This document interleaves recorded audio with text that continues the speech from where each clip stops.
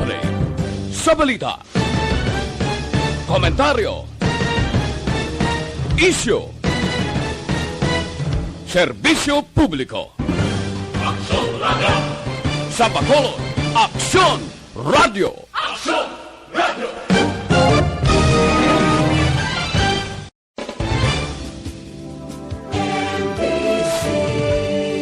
Manila Broadcasting Company.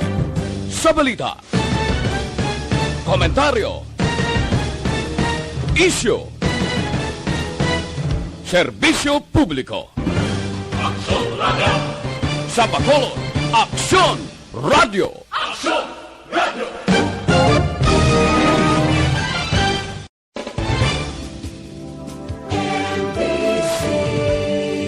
Manila Broadcasting Company. Sa balita, komentaryo, isyu, serbisyo publiko. Aksyon Radio! Sa Bacolod, Aksyon Radio! Aksyon Radio!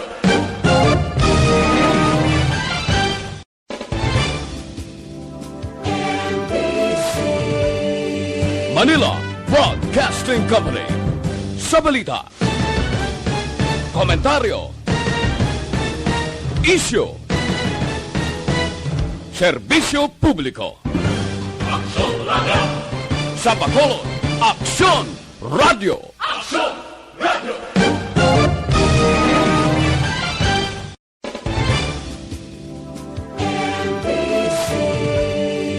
Manila Broadcasting Company. Sa balita, komentaryo, isyu, serbisyo publiko. Aksyon Radio! Sa Bacolod, Aksyon Radio! Aksyon Radio!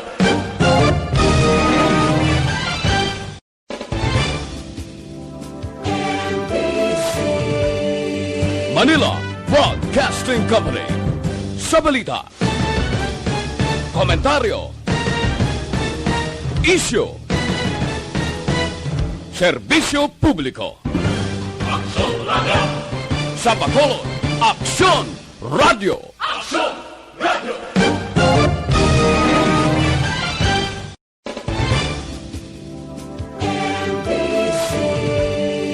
Manila Broadcasting Company. Sa balita, komentaryo, isyu, serbisyo publiko. Aksyon Radio! Sa Bacolod, Aksyon Radio! Aksyon Radio!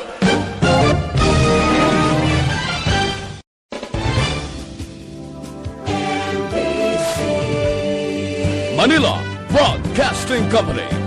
Sa balita, komentaryo, isyu, serbisyo publiko. Aksyon Radio! Sa Bacolod, Aksyon Radio! Aksyon Radio!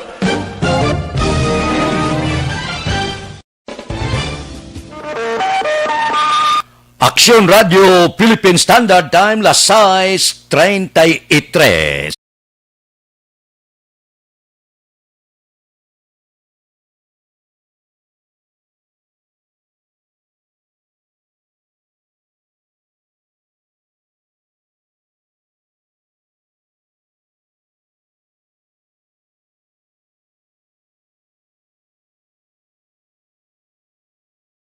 Portion. Di kalidad, kag madalom nga mga analisis sa pinakainit na balita sa bilog na probinsya kag nasyon. Aksyon Reports. Second portion, patas kag balanse nga komentaryo sa mga issues kag mga balita nga nagaapekto sa mga pumuluyo sa adlaw-adlaw nga tanan. Aksyon Reports. Second portion. Upod sa veterano kag respetado nga komentarista, Aksyon Fred Salanga. Karon nga adlaw Huwebes pitsa 10 na bulan sa Disyembre tuig 2020. Oy, 15 ka adlaw na lang ang nabilin, Paskwa na, 22 diyas na lang abi-abihon ta na ang tuig 2021. Anano ang mga balita kag mga isyu diri sa syudad sa Bacolod? Ba, mga maayo nga balita ini. Maayo nga pamaskwa sa taga-syudad sang Bacolod. ang 143 ka bakulod nun nangin benepisyaryo sang Sustainable Livelihood Program sang Department of Social Services and Development sa siyudad sa Bacolod. Gapon ga monitor kita do maayong balita no. Ang head sang DSSD Pasita Tero sila niya 112 ka benepisyaryo sang tricycad 34 ang nakabaton sang rolling store. Maayo ini maayong pamaskwa para sa aton mga kauturan. Ginton over ini ni Mayor Bing Yunardia, City Administrator Imang Kagtero, una nga batch. Ambot sila nga magsiling kita una nga batch, may ikadwa pa. Kaysa Disyembre 11, patigayuno naman kuno, ang ikadwa nga batch sang mga benepisyaryo nga ginalakipan sang 49 ka mga tricycle driver kag 19 makabaton sang rolling store. Maayo nga pamaskwa no? Para sa bulan sang Disyembre makapaulo alibantar ini sa kapigaduhon sang aton mga kauturan. Pero ang mga benepisyaryo nagpromisa kag may kasugtanan nga nagasiling hindi gid pag-ibaligya ang tricycad kag rolling store nga ginhatag sang gobyerno. Palangabuy-an ninyo ini. At ipanasang maayo ang rolling store kag tricycad. Ari pagido, isa pagid ka maayo nga balita kod madayon ini kay daw sugot ang alkalde sang siyudad sa Bacolod nga magbaligya sa palupok sining bulan sa Disyembre. Kag sugot man siya sa pagbaligya sa mga vendor naton sa palibot sa public plaza kag pila ka mga lugar diri sa siyudad sa Bacolod. Para sa akon maayong balita ini. Para nga makaganar man ang aton sini mga negosyante sang prutas, negosyante sa mga kung ano-ano ida nga mga baligya para lang nga maka-income sila sa bulan sa Disyembre. Para sa akon maayo ini nga pamaskwa sa aton mga kauturan, mga sidewalk vendor naton, mga tricycle driver naton ang maluyagon magnegosyo. Isa ini ka maayong pagpakitang pamaskwa sang siyudad sang Bacolod. Daw maayo no?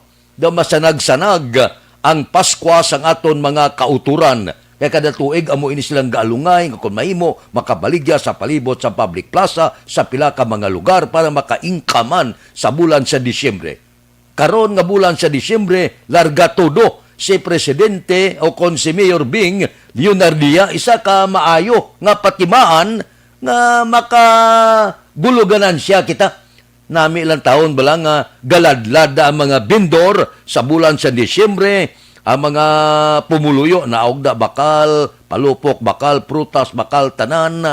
Daw ka nami batyagon nga pag-abot sa pizza 24, ang mga vendor ba ibutang nga pagkaon sa lamisa, pizza 31, enjoy ang ila sini pamilya.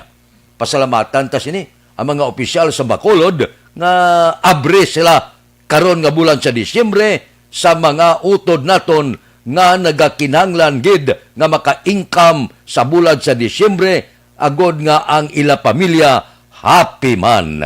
Daw nami nga balita no? Ga monitor ako kahapon nga siling ko daw maayo ini nga balita para sa bulan sa Disyembre sa aton mga kauturan nga ma-happy man sila bala, nga makaganansya man sila nga bisan paano enjoy na enjoy ang ila sini pamilya. Good luck sa inyo. Ang akon lang tugon, hindi nyo man pag-abusari. Kag ang lugar nga ihatag sa inyo, palihog lang, hindi man ninyo pagbabayi. Tinluin ninyo. Kay manami ang lugar nga matinlo, kung matinlo ang isa kabalaligyan, agaw ina sa customer. Patihan nyo ko. Aksyon Radio Philippine Standard Time, las 6:39. Mabalik kami pagkatapos ini.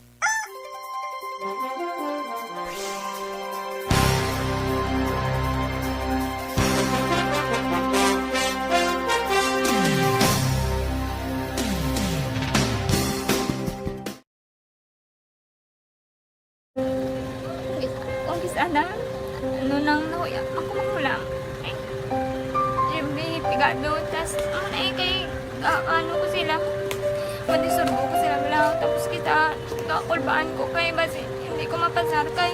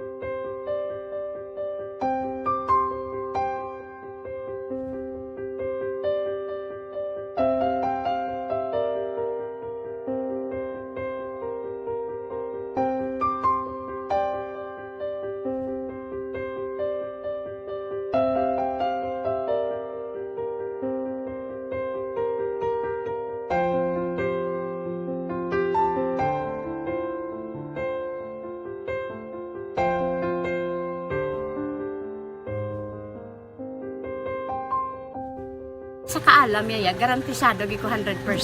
Pero ang kapigaduhon, ang maginanggaduso nga do, hindi yagin matuman ang handog niya. Pero permedi siya, gaano sa inyo? Ang permi gid siya, kaya hinablos ko siya. Pero pala hindi man ko kabulig siya financially. Ti sa mo na lang nga paagi, kagisa, kung kisa abibi, kung magdunganay kami sa motor sa ko, pliti, gamay lang nga bagay. Gawlam sa kuno sa imo cellphone, sa imo Nagulam sa cellphone ko. Pero kung kisa, hindi ko mamapulam. Kami hinablos man ko ga online man. Oo. Ikinanglan niya man ang cellphone. Kisa ga conflict sila nga duwa. But so, ikaw nagpadala sang message Oo, para sa ako ano. nagpadala sang Ito wala message. man siya magamit, no? Pero sang last time, ginabantayan nyo gid man ang result na. Oo, pero may kuya ga monitor sa result kami si mama kay si papa si buong ko. Bantayan niyo da kung kapang laba ko, bantayan niyo gidaya nga mabatian niyo kung nadala kami o kunwais ang nag-confirm na sa akon nga kung ano address ko. Doon nalipay nagid ko kay base sa ko nadala nagid kami nga may gimpamangkot pag daw. Oo. Nakabudlagid kun online, mas nami sa nga face to face kay kami dan wala kami connection kay pigado lang kami tas nabudlayan ko sa mga gadget pero si Bong kaya ako okay na mispilan ako. Okay, tapos kagid. Gusto ko makatapos sa eskwela. Biskaan may COVID pa tapos ang Tapos sa mga eskwela. Last time, ang na do medyo emotional ka kay abal mo gapangulam ka lang phone. Anong gakatabo kung maghulam ka lang, kung magklase di? kung kisana ano nang kuya ako makula eh yung pigado tas kay ano ko sila manisurbo ko sila bilang tapos kita kakulbaan ko kay basi hindi ko mapasar kay wala ko hindi ko permi makamit tapos kakulbaan ko permi kung mag-test kay may time limit tapos ang connection pa dan permi sa akon kag hindi ko masyado makita kay kisa blurred man ang cellphone niya kung ginagamit ko siya wala sa kakulbaan ko permi kasi hindi mo ko madala sa tab siyempre kay isang bigado lang basta kung nadala lang ko sa tab happy na ko. Minising sa high school honors student ka. Yes. Ano kang hatap ang... What? Ikaw ginang valedictorian. Message ko sa mga pigado na hindi ka mo mawadan sang paglaong kag always ka mo pray kay God nga may nga tawag nga mabulig sa inyo. Biskan pigado lang ka mo ka. Hindi nyo git pag underestimate ang inyong self. Nga biskan pigado lang ka mo silingon hindi na ka mo ka pagkatapos sa eskwela. Do ang pagkapigado hindi na sa rason para makauntat ka mo sa mga eskwela damo kaya paraan kag kung magsalig lang ka mo kag sige-sige lang ka mo pray kay God may madamo kaya nga tao nga mabulig sa inyo.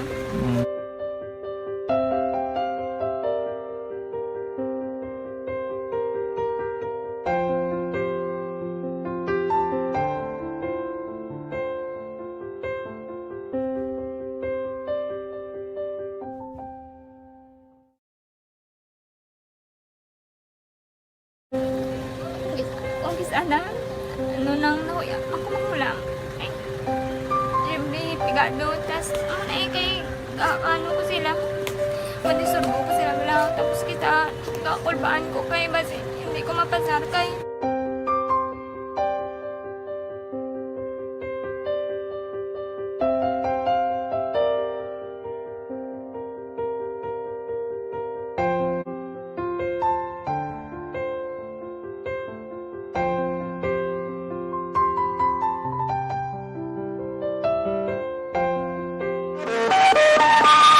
Aksyon Radio Philippine Standard Time, las 6 45. Sa inyo pag-ehersisyo ni magkalipata, mag-detoxify.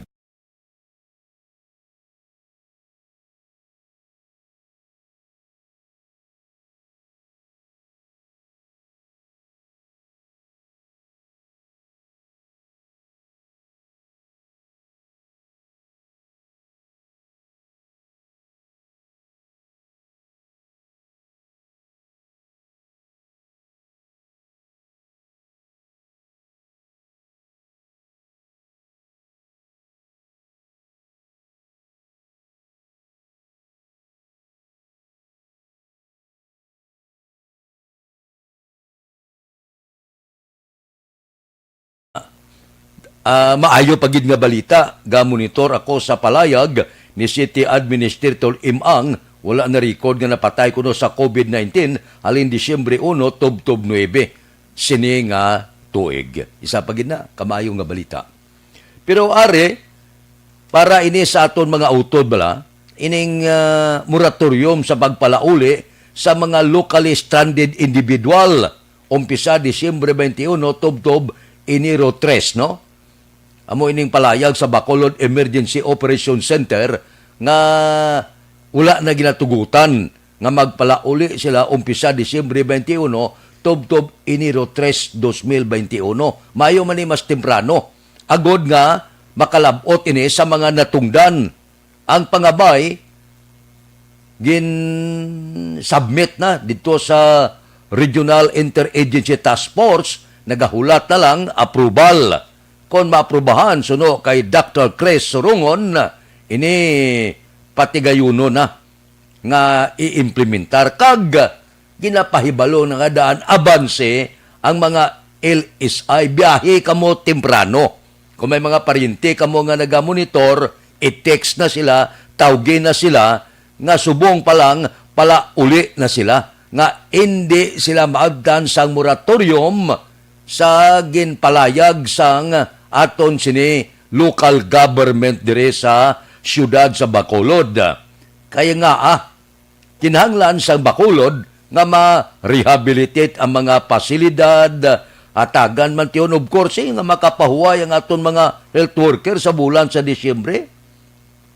Lantawab lang sitwasyon nila sa sporty kaluluoy sa aton mga frontliner. Kag of course, mapreparahan ang pagbukas ng tuig 2021. So, importante ining palayag nga ni, ipalabot ninyo sa inyo mga paryente, mga kilala, kag kaabyanan. Mas temprano, biyahe sila, pala uli dire sa siyudad sang Bacolod. Ginasulit, kung maaprubahan na ini, umpisa Disyembre 21, tub-tub Enero 3, wala na sang batunon nga mga locally stranded individual dire sa siyudad sa Bacolod. Klaro? So, ang mensahe, ipadangat na ninyo sa mga tutungdan. Hambala sila, mas temprano pala uli na. Hindi maabdan sa pag-umpisa na sa pagdumili sa pagbaton sang mga locally stranded individual dire sa siyudad sa Bacolod. Amulan ni nga balita, pero importante ni, basing iban bla, ulihin nga magbiyahe, kapag abutin ni pagbatunon, pobre man. Aksyon Radio Philippine Standard Time, las 6:49. Mabalik kami pagkatapos ini.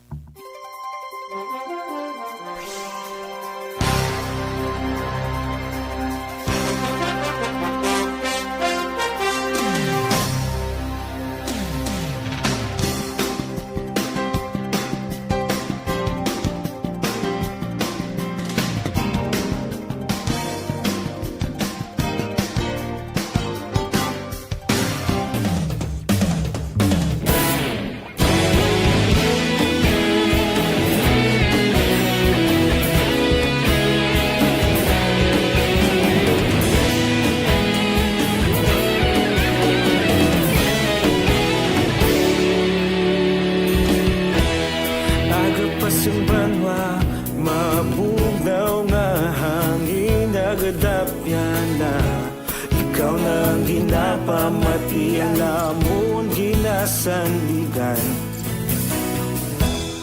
tingog sang probinsya kamatuuran ginapalap na mensahe gamay nga may dala paglaom kag kasanan. Tinuig na nagligan, ikaw gihapon ang ako nga istasyon. Sa pagbudlak sang adlaw, sa pagtuhaw sang biton, mga balita may dala inspirasyon. Aksyon radyo, bakolod man sa gihapon. Padayon Aksyon radyo, bakolod sa luto sa imo. Padayon Aksyon radyo, salamat sa pagserbisyo. Patas kag balanse, matuod na mensahe, wala sang hinadampingan. Padayon Aksyon radyo.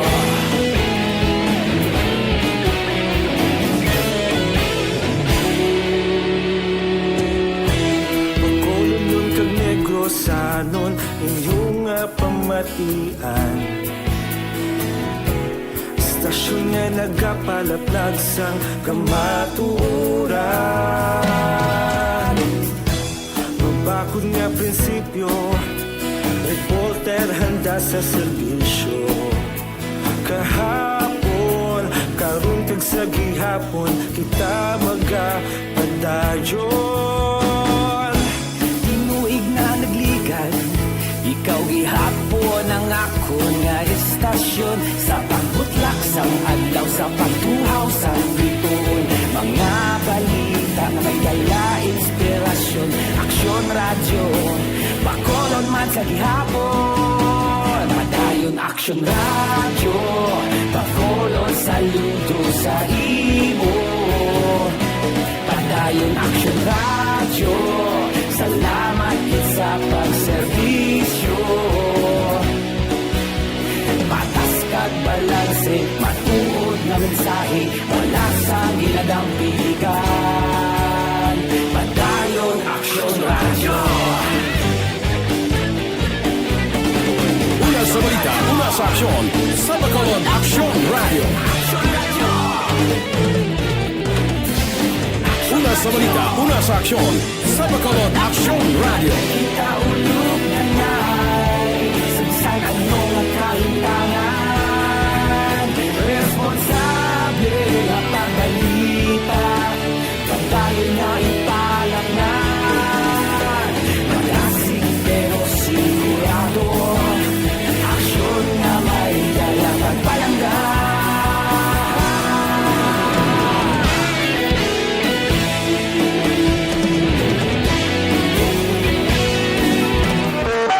Aksyon Radio, Philippine Standard Time, lasay 53. Isabit ko ni kadaleo ang isa ka nasyonal nga balita. Hindi ba lang impeachment nga reklamo bato kay Supreme Court Associate Justice Marvic Leonin. Kunigin, submit na ni. Galing kay ti ma-adjourn ng sesyon sa Kongreso, may recess na sila Disyembre 18 kaga sa Enero 18 pababalik 2021. Ang akon man lang, mga aligasyon bala, kag daw nakapanimaho ako nga daw hindi amo, nga aman. Bangod, ang nag-endorse ni, amo ang representante sang Ilocos Norte, Angelo Marcos Barba, sino ini siya, pagkaisa ni anay Senador Bongbong Marcos nga may electoral nga protesta pending sa Korte Suprema. Ang akon man lang ti, pakaisa is pakaisa eh. Si Senador Bongbong Marcos na nagreklamo na ni kay Leonin, niya kinanglan ihimbi Islanda siya, inibit kilawas siya, kay mintas tantong ara di siya gakapot sang kaso ni Bongbong, wala mahimo gid, kay daw kontra yung pamilya Marcos. So, ang buot silingon daw medyo may ara ako dire pagpangduha-duha, mga aligasyon bala, pinsara bala, sa masunod nga tuig pa ang impeachment nga reklamo, porte ng panghinaw sang pila ka mga miyembro sang komitiba nga magadesider sa merito sang kaso. May ara na sila panagang at lang daw, hindi matuod na niya nga ang impeachment niya, dag-on ta sa numbers game. Daw kapabati-bati na sila bla, nga mayoriya sila. Hindi may mga rule kita nga ginapalo. Naga-observe kami sa nga proseso, fairness kag iban pa. Pero hindi ka magduwa-duwas na. Ang nag-endorse pakaisa ni Bongbong, ang ako niya punto ga panimaho lang ko jutay nga langsa. Pero ginarespeto man nato na ang tindog sang mga membro sang komitiba nga mong magatalakay sang merito sa kaso. Kay daw kaklaro Ginarangka ni Anay Senador Bongbong Marcos, gin-endorse iya pakaisa, kag ang ginhingabot si Leonin kay para sa ila kontra sang pamilya Marcos. Tuod na? Aber, bantayan ta sa masunod nga tuig ang arangkada sang impeachment kontra naman kay Supreme Court Associate Justice Marvic Leonin. Nami naman ni pamatian. Aksyon Radio Philippine Standard Time Lasay 56. Mabalik kami pagkatapos ini.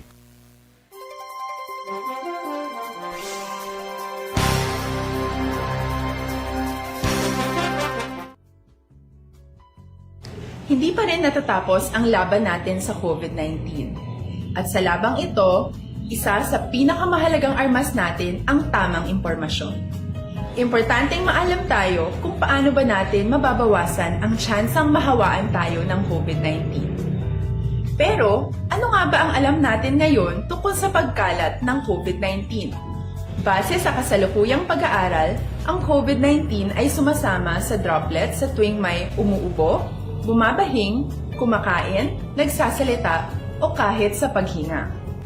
Kadalasan, hindi natin namamalayan ang pagtalsik ng mga droplets na ito dahil hindi sila nakikita. Ano naman ang magagawa natin para maibaba ang exposure natin o tsansang magka-COVID? Kailangan nating maibaba ang exposure mula sa virus tuwing nakikipagsalamuha tayo sa iba. Isa sa pinakamainam na tool ang face mask upang mabawasan ang ating exposure at ang pagkalat ng COVID-19. Kaya naman, face mask ang bida topic natin for today. Binabawasan ng mask ang tsansang makahawa at makapanghawa tayo sa ibang tao. Ayon sa current studies, kaya nitong bawasan ang ating risk of infection ng 67%. Ngayon, napakadami ng face mask na available para sa atin. Ika nga options, options, options. So, how do you get to decide which one to use? I-ready ang inyong mga phone at i-screenshot ang mga comparison na ito ng iba't ibang mask.